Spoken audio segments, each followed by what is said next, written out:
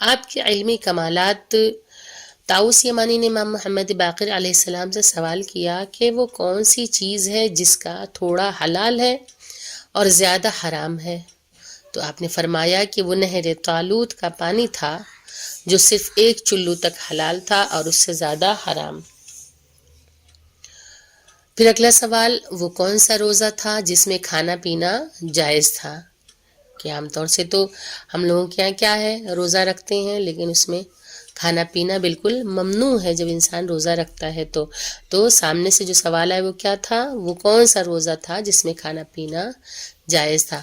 آپ نے فرمایا جناب مریم کا روزہ تھا جس میں صرف بات کرنے کی پابندی تھی، یعنی کہ چپ کا روزہ، خاموشی۔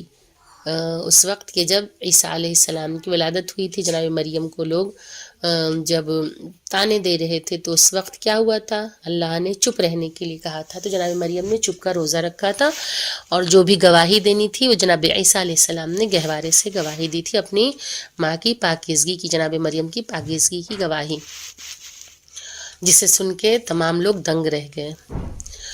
پھر اگلا سوال کیا کہ وہ کون سی شے ہے جو کم ہوتی ہے بڑھتی نہیں ہے؟ آپ نے فرمایا کہ وہ انسان کی عمر ہے۔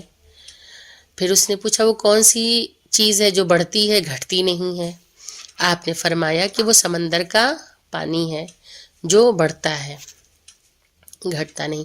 وہ کون سی چیز ہے جو فضا میں صرف ایک بار بلند ہوتی ہے؟ آپ نے فرمایا کہ وہ کوہ طور ہے جو بنی اسرائیل کے سروں پر مسلط کیا گیا تھا، کہ جب بنی اسرائیل جو کہ سرکش قوم تھی اور جس نے خدا کی نافرمانی کی تھی، اور آج بھی ہمیں کچھ ایسا ہی نظر آتا ہے، تو ان کی اس نافرمانی کی بنا پہ ان کے سروں پہ کوہ طور کو مسلط کر دیا گیا تھا کہ وہ ایمان لے آئیں۔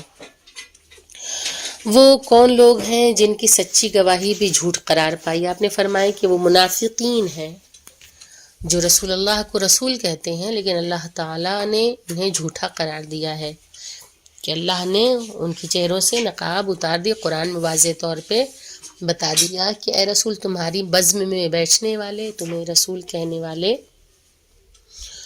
اور تم سے منافقت کرتے ہیں۔ تو اللہ تعالیٰ نے ان لوگوں کو جھوٹا قرار دیا۔